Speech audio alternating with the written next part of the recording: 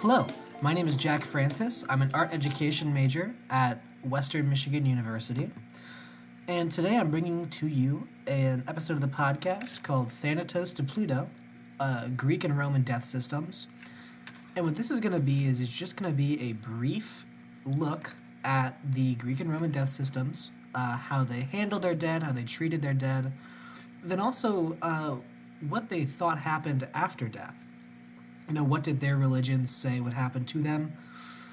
I'm also going to bring into the play Catholicism, mainly to look at that and see, as it's one of the most dominant religions today, and see if any of the traditions from the Greeks and the Romans were practiced by the Catholics. See if how that is working. So I'm going to start off with a focus on the Greeks.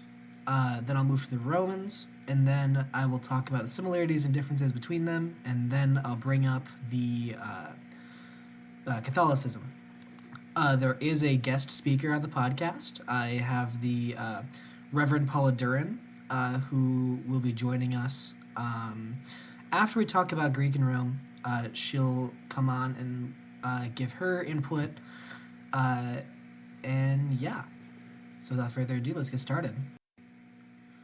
So before we get into it, I just wanted to talk briefly about some of the core differences between the Greeks and the Romans. So when it comes to their death system, the Greeks really do focus on philosophy and their mythology, while the Romans seem to focus a lot more on community and expansion, which is interesting when you think about the two, empires and for what they're famous for. So starting off with Greece, I want to mention the first big, religious character that kind of comes into play here, and that is Thanatos.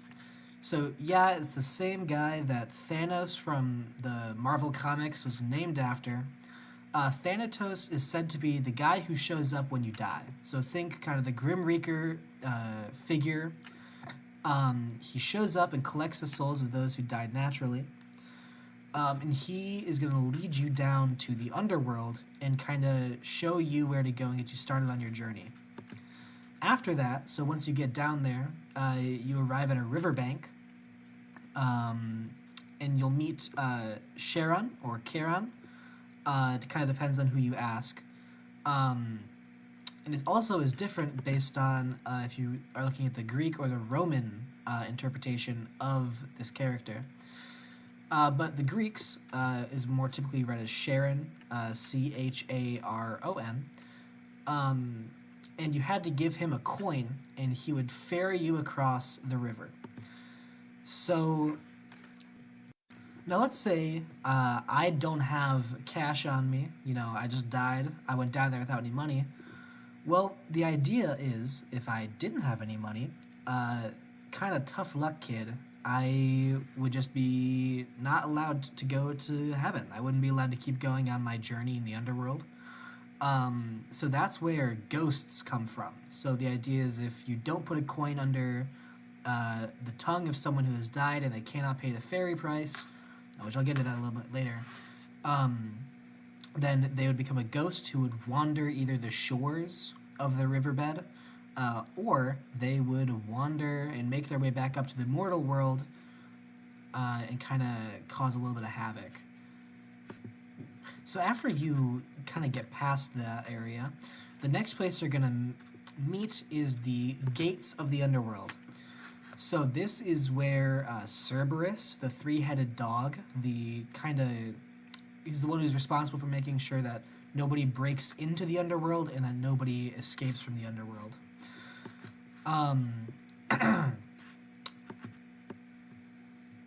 So the next area after you get past the gate is you are going to be in front of the three judges. So kind of similar to the Archangel Michael in Christianity, you get to the three judges and they kind of talk about what your fate will be. Where will you be sent after you get through the underworld. So I'm going to have a little side tangent here. This is kind of the first debated section of religion when it comes to the Greeks. It's called the Asphodel Meadows or the Asphodel Fields. It's mentioned in a lot of famous poetry and iconography when it comes to the Greeks' death system, but it's also debated as to whether people actually believed in it. It seemed to be more of a place for kind of heroes or an obstacle on the hero's journey.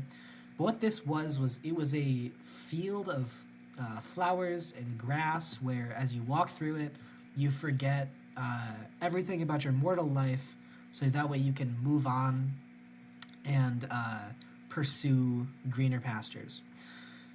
The reason this is kind of debated is because people don't want to forget their loved ones when they died, so there's kind of that aspect of it. Um, but yeah, so and the next place we'll get to is also another reason why the Asphalto Meadows are not really held to a high regard as like authenticity's sake. Is that's because the next section is Elysium. So Elysium is effectively heaven. It is the resting place for the virtuous. It's where the fields of grain, sunshine, and celebration. So if you did the right things in life, if you were a good person, this is where you would be sent.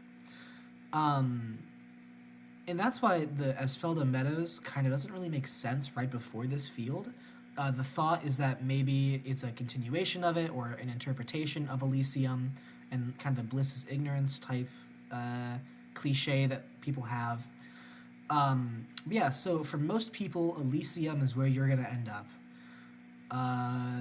After that, though, if you were, let's say, this hero of heroes, an extraordinary individual, if you were a Greek who believed in reincarnation, there was kind of an idea that if this was your third time in a row making it to Elysium, then you would be shipped off to the Isle of the Blessed, which is ruled over by a different god than Hades. And I'll get to Hades in a minute. But there's a different god who kind of presides over that, and it's a nicer area. It's kind of the VIP section of Elysium. But let's say, you're not a person who's going to make it to Elysium. You get to the three judges, and they say, listen, man, we can't really have you coming in here. There's not a lot about what is kind of said happens here. Some believe that you would just kind of be cast aside into 1,000 other souls who also didn't make it and just kind of wander around for eternity. Some believe that you just had to sit in front of the gates and not be welcome in. So there's a few different interpretations of what happens if you don't make it to Elysium. There's a few qualifications for people who don't get into Elysium. One of them is suicide. You'll see that mentioned in a few other religions, including Christianity. Early Christianity, it was kind of mentioned that, you're defaming God's will. You're going against the plan that God has set for you. So you can't be welcomed in. Another one for the Greeks was if you died by getting struck by lightning, that was considered a divine punishment. So you could not reach Elysium if you were struck by lightning. And the other one was felons. If you were a criminal or had any sort of atrocious acts, you wouldn't be let in. So the ruler of the underworld, who I mentioned earlier, is Hades. Hades is perceived as a kind of Satan-esque figure. He got there because, according to the creation story of Greek mythology, after they defeated the Titans, so they defeated their fathers, Kronos, and then the other first beings, the Titans, they split up the domain of the world into three. So the skies in Olympia were watched over by Zeus, Poseidon had the seas, and Hades didn't really get a say and was kind of stuck with the underworld.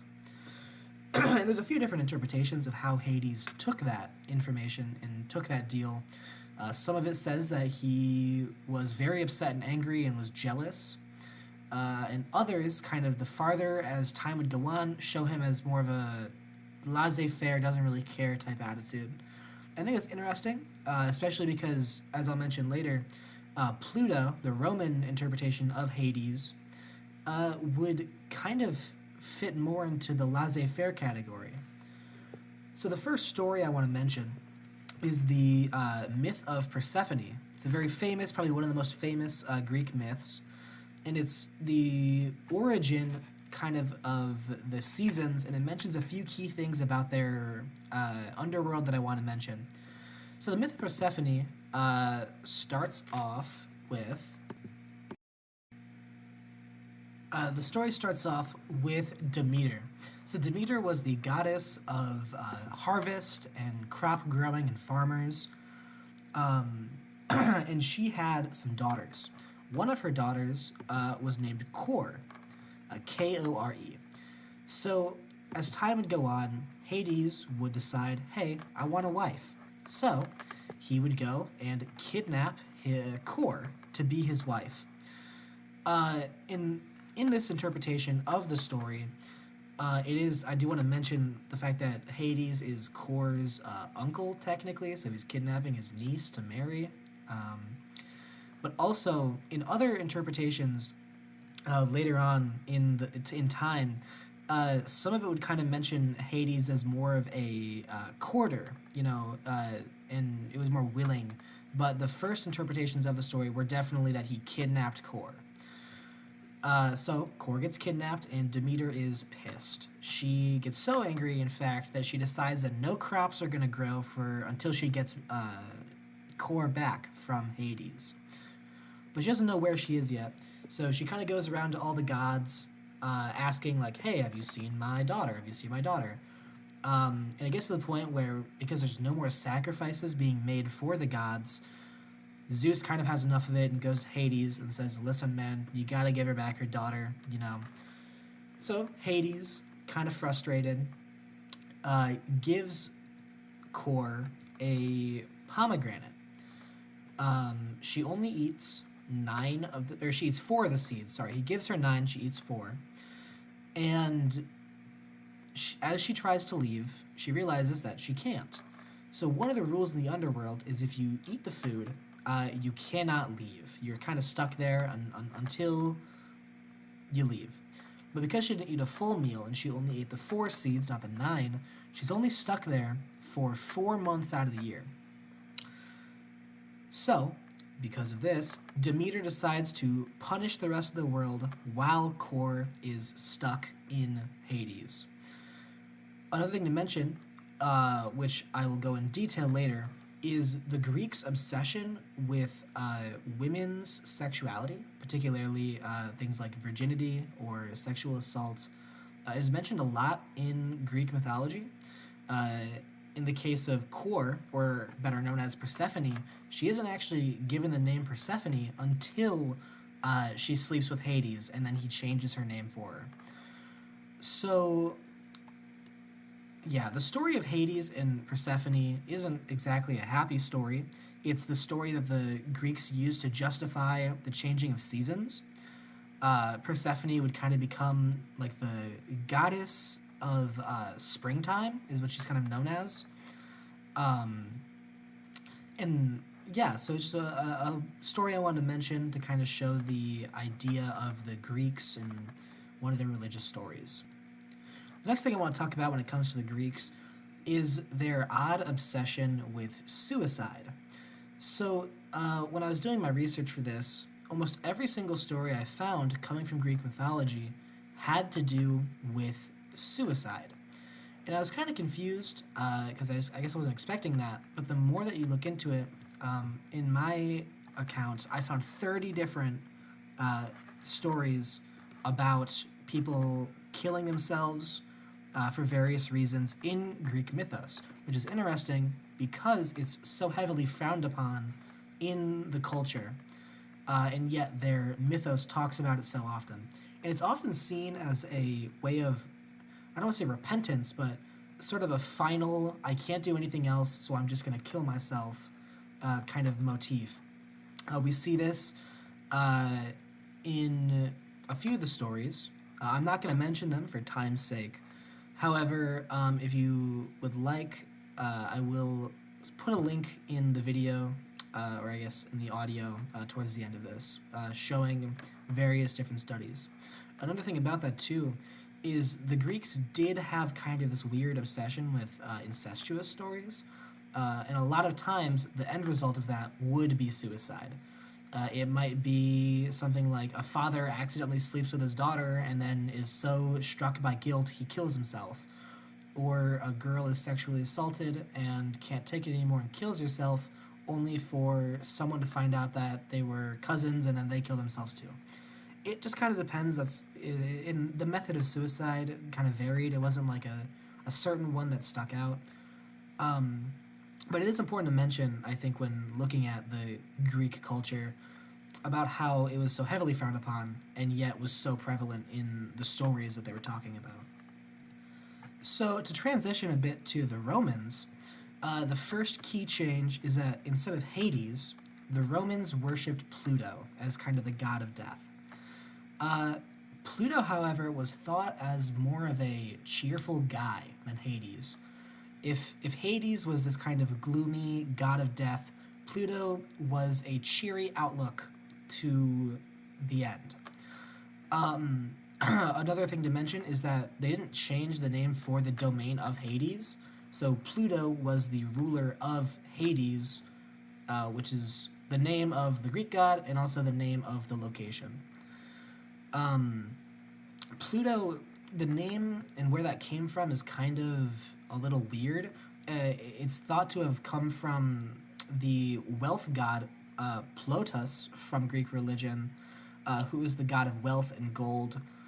And another key stark difference is when it comes to the Persephone story, it's mostly the same, except for the fact that it is shown that Pluto is this loving, caring figure who doesn't really kidnap Persephone, instead convinces her to run away with him. And they hide out together. And Demeter is more of like a vengeful spirit as compared to like someone who has an actual grievance for being upset with like having a kidnapped daughter. Which I thought was a very interesting change kind of in those stories and kind of reflects the Roman outview on death, with the changes to Pluto. The next thing I want to mention is the burial practices of Rome. One of the key differences is their huge focus on community and status, emphasized over individual stories. So, what really mattered when you died as a Greek is what kind of titles did you have when you died, how many people would mourn your death, and how lavish of a funeral could you throw. It's kind of thought as like the last hurrah for the person. So, if you were an emperor or a member of the Senate or somebody who could afford it, often there were huge parades thrown in the streets for you, mourning your death with dances, and there were thought to be games that were played when people would die. I couldn't find anything specific. I think it was more of like a competition than a specific game. But yeah, so that was kind of the first. So if you weren't as rich, what would happen when you died was there would usually be some sort of funeral procession. It might just be down one street or something, but there was some sort of walking movement and carrying of the body. And typically, the bodies were wrapped in cloth, anointed with some sort of oil or something, and then taken to a burial ground. Another thing too is that if, let's say, you died overseas or you died in combat or something where your body couldn't be recovered, then the course of action would be that the family would bury some sort of memento based on the person. So it might be, a prized piece of jewelry or something of the sort. And that was fairly common due to the fact that Rome was a conquesting nation, an empire. And this would change as time would move on. Once kind of funeral pyres started to pop up, which is an influence from Buddhism, once that would kind of start to show up, the process of cremation would become a lot more common. The next thing I want to mention are death clubs, or a fancy word for a kind of modified life insurance. So the idea was, hey, you die, you want to make sure that you're going to have the best possible funeral. You don't want to be stuck with some family who maybe doesn't care about you because you have like six mistresses or whatever. So you want to make sure that you're taking care of your own funeral. So a death club, what they would do is they would sit down and throw your funerals for you, so your family didn't have to. Your family could be involved, but the death club was a lot more active than the family would be. And usually you would pay a monthly fee or a flat out rate. So, hey, when I die, take 3,000 gold out of my savings account, that kind of thing. And another common practice would be to dig a little hole in someone's grave and put a pipe in the hole. And what this would do is it would allow you to pour water or wine or drinks and food down the hole for the dead person to enjoy. And this was kind of thought as a way for them to enjoy it in the afterlife. The first thing that came up to my mind when I thought about it was ofrendas. It's kind of a similar practice of where like you're leaving that out for the deceased, which I thought was very interesting because I couldn't find any accounts of the Greeks doing that. It was purely a Roman tradition. And then I mentioned it earlier, but the coin under the tongue. This was kind of the most important thing for when someone died, because you couldn't do it for yourself. You couldn't just walk around with a coin under your tongue all day. So it was one of those things that was very important for whoever was doing your funeral arrangement to make sure you had a coin. Now, in my research, I only found one source that said the type of coin mattered. All the other ones kind of said it didn't really matter, and it was more up to whatever kind of wealth or financial status you had. But it would just be under the tongue, and that would allow you to pay Karen, or Chiron or Sharon, depending on who you ask. Another thing with the Romans is they did have a fascination with death. My unbiased, unsolicited opinion, I think that kind of stems from a area of their culture was, a conquesting culture. They were an empire. They killed a lot of people to build their empire. So I think that definitely weighed heavily on the culture of Rome. We see this with a lot of poems and stories from the time talking about death and dying. The classic phrase, memento mori, Roman kind of phrase. And there's a lot of art pieces. There's a very famous ceramic tile art piece called Memento Mori, and the artist is unknown. But definitely check it out if you have time. So the next thing I want to mention are some of the shared Roman and Greek traditions. A lot of that has to do with honoring the dead through art, literature, rituals, the idea that the bodies need to be returned to the earth. That is a shared one. The Romans took it a little bit more seriously, though, as to where if you walked by a corpse that wasn't buried, you could be arrested if you didn't throw dirt on it. Because the idea is that there needs to be some sort of earth covering the person. So even if you didn't know them, if you saw a dead body on the side of the road, it was thought as a courtesy to sprinkle a little dirt on top of them. You didn't have to dig a hole for them. If it was a family member, it's a different story. Usually they were required to at least bury the bodies. But it was a law, and I do think that's very interesting. The coins were another one that was kind of common through Greek and Roman mythos. And another key one was a focus on preserving memory and connecting with spirituality. I think that the Greeks definitely had more of a focus on family and as you as an individual person, while the Romans definitely viewed it more as a community achievement.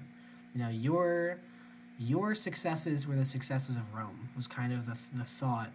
So when someone died and, someone of importance and great value, it was a community mourning rather than just the family mourning. So before I get into this next section, I just want to briefly talk about and introduce my speaker. The speaker is Reverend Paula Duran. She's an Episcopal priest through the Church of the Mediator in, I believe it's outside of Buffalo, Michigan. I don't remember the exact city. I think it's Harbor Shores. Um, she was my priest growing up, and I'm gonna bring in the audio clips now from the interview. I apologize for any sort of audio discrepancy, and I hope you enjoy. Hello, and welcome to the interview section of the podcast. So, with me here today, I have the Reverend Paula Duran. Can you please tell me a little bit about yourself and your background? Sure, Jack. Uh, I have been an Episcopal priest since 2002. I graduated with a Master's of Divinity from Seabury Western Seminary, Theological Seminary in Evanston, Illinois. Shortly after graduating, I went to the Episcopal Church of the Mediator in Harbert, Michigan, and was the rector there for 16, 17 years. Retired about 6 years ago, involved with retired chaplain, helping them with issues related to aging within the church. Prior to being a priest, I was a family therapist, counselor with a master's degree in counseling from Indiana University. All right, well that's great. Thank you very much. So at this point in the podcast, I'm going over. I've already talked about Rome and Greece, and I'm starting to move towards how that all ties into Christianity, because that's my background growing up. So I had a few questions for you. I was wondering, how do traditional funeral practices, Christian funeral practices, compare with modern practices? Well, within the Episcopal Church, we have a very set pattern of how we do burials, funerals within the church.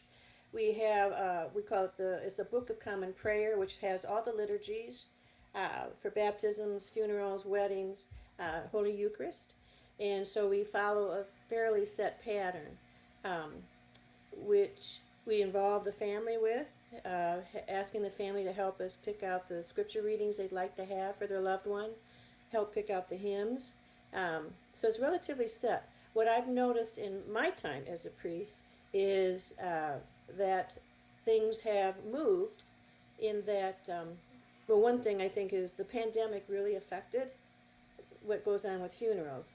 It used to be, tradition was that you would have the funeral service within 2 weeks or so after the death of a loved one.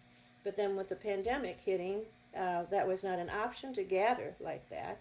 So people were actually putting off funerals until it became safe medically for everyone to come together.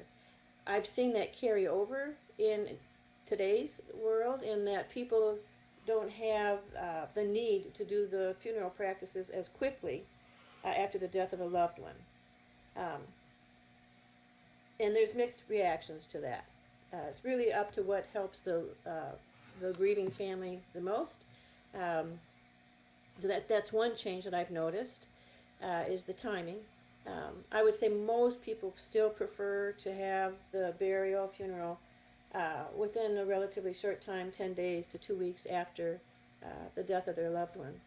Um, Although, again, some people wait until, like if someone died now, some people want to wait until after the holidays, some want to wait till spring. So the timing's been affected.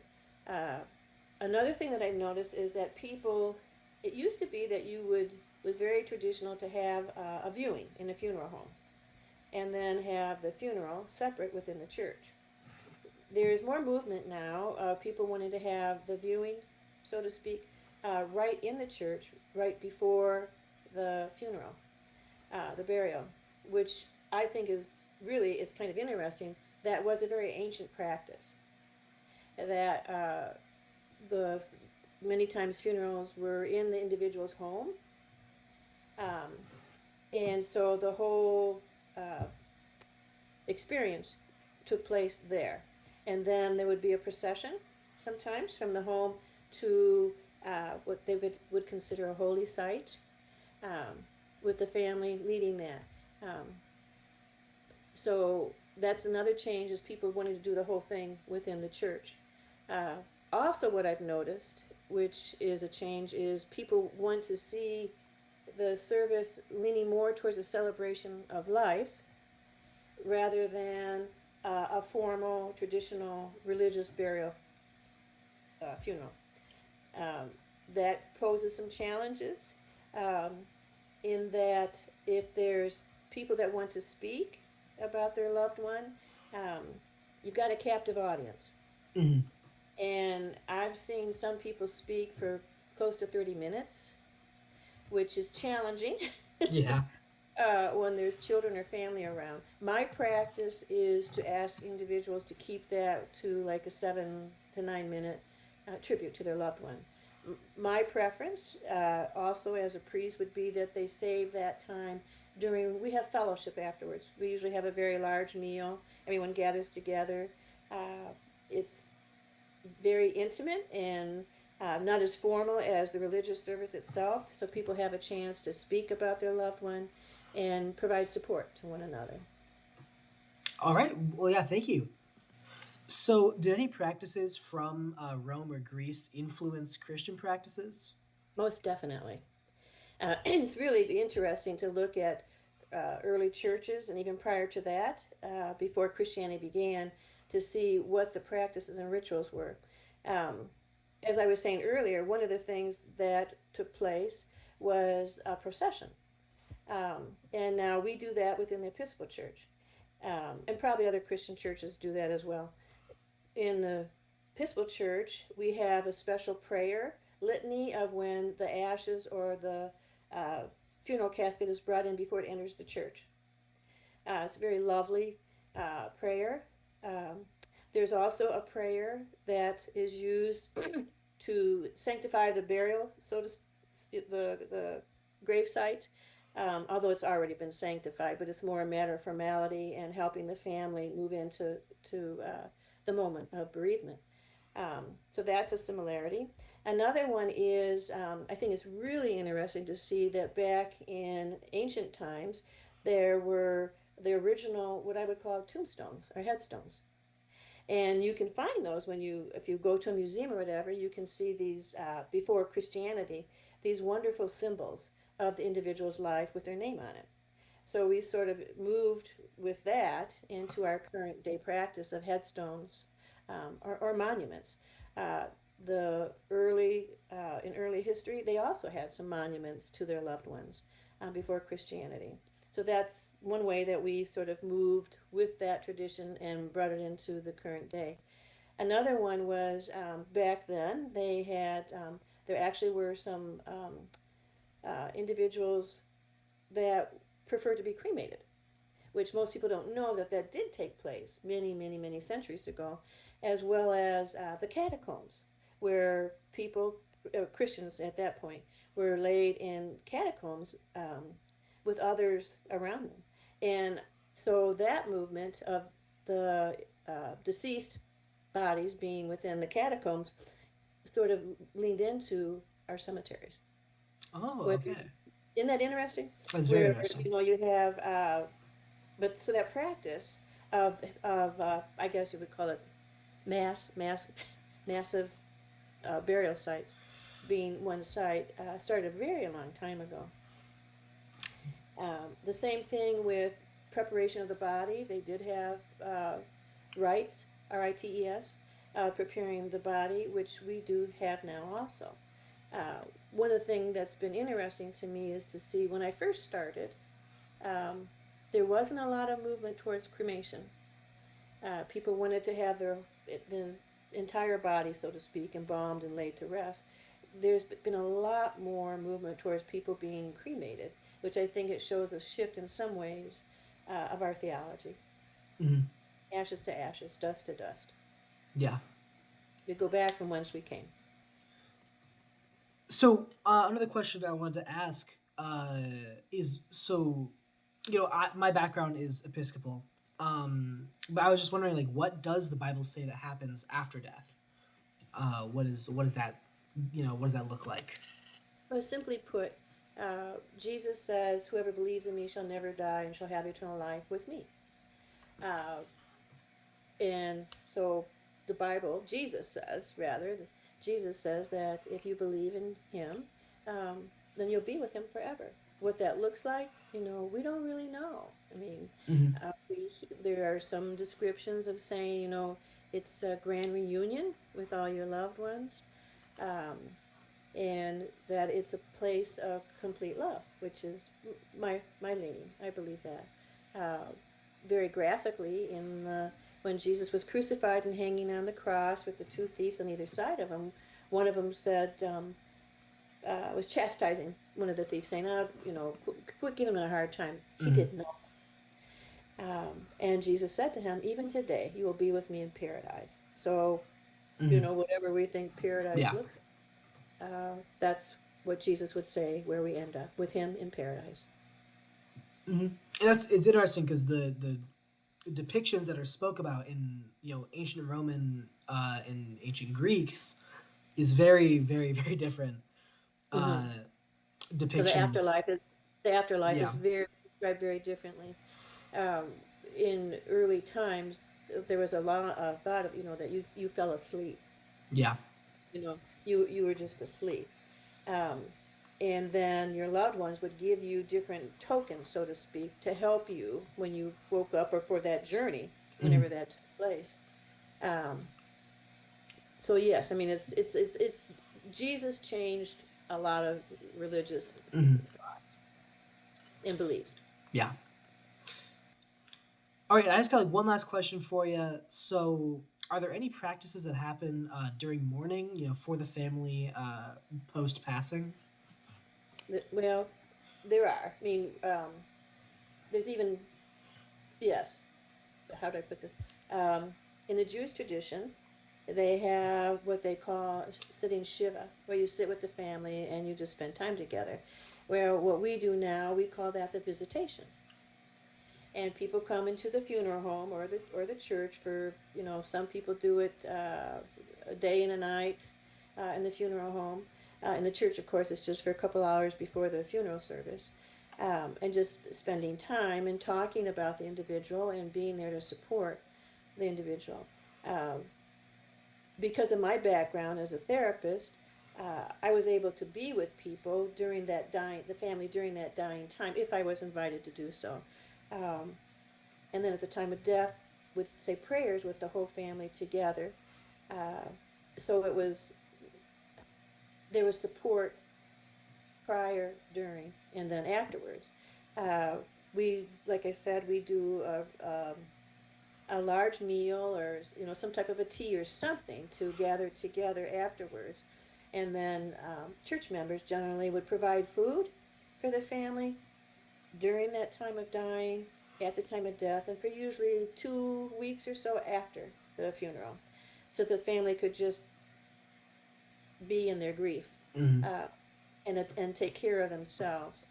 Um, and then within the Episcopal Church, we have what's called Daughters of the King, which is a lay order of women, and they generally would check in, take the family out to lunch or bring them food and sit there and eat with them, but follow up for quite a while. Um, in our tradition, we also have um, a feast day called All Souls and All Saints. And All Souls is a remembrance of the individual who died. I would invite people to bring um, symbols, important things uh, to that individual who had died. I had people bring in um, their loved ones, like decorations from war, Hmm. medals, baby pictures, uh, uh, a saw. I mean, something that would be important to Yeah. that individual. We'd put it all around the altar, around the church, and then we would have a special service where people would come forward as their loved one's name was mentioned, and they would light a candle. So in front of the altar. So by the time you left, depending on how many people were there, it was just full of light. Because we believe that that there's resurrected life after death. You Hmm. know, that when you die, you rise and you're with Jesus. And so there would be all this light, in a dark church, Hmm. and it would bring people comfort. And there'd be a lot of crying, which was good. We welcomed that. Mhm. Then in All Saints, it was the celebration of more of a festive uh, uh, service rather than the somber sort of mourning service. All Saints, we all celebrated that. We're all headed in the same direction all together. All right. We're all Well, saints yeah. with a little s. Well, thank you so much for joining me today. I appreciate your time. Thank you so much. Um, yeah. All right. Well, thank you again, Reverend Paula Duran, for coming on and speaking on this podcast. Um, so, to, I guess, transition into the next thing I want to talk about, there was a lot of influences from Rome onto Christianity. And we see that a lot, especially, because of the conflicts between the two. But also, even in the funeral practices that are mentioned in the Bible. For example, Jesus' burial is, he's wrapped in linen, similar to how the Romans would do it. He's placed in a tomb, similar to how the Romans would be placed under earth and anointed. Um, Eulogies were another Roman practice that was actually carried over into Christianity as a way of remembering the dead. As far as the Greeks' influence, I couldn't find a whole lot. There's a little bit of philosophical influence that could maybe be seen, but there wasn't very many practices or traditions. Um, I guess you could consider headstones, even though those are kind of considered more of a Roman tradition.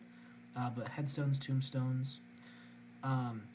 A key difference in Roman tombs than Christian tombs or mausoleums is that a Roman tomb would often be a house. Someone would make an empty house, bury you in the house, and then furnish it and leave it. And the idea would be that if you were to, your spirit were to come back and visit, you would have a house to reside in and you would have a place to live. Um, Whereas, Christian tombs are not exactly the same thing. And as I'm kind of wrapping up this podcast, I just want to again mention, the the highlights of kind of the Greek and the Roman death systems. The Greeks for their individualism and their more philosophical view to the afterlife and how they explain the journey of the soul. Where the Romans were, community focused and shared values. And we can definitely see that influence still today. I It's important to look at these old religions that have kind of gone to the wayside a little bit and look at how early humans viewed the world around them and how they interpreted what was happening. So many cultures around the world have different ideas as what happens after death. And I think it's important to especially view the ones that are influencing the majority of the world today. Again, thank you for your time. My name is Jack Francis, and thank you for stopping by.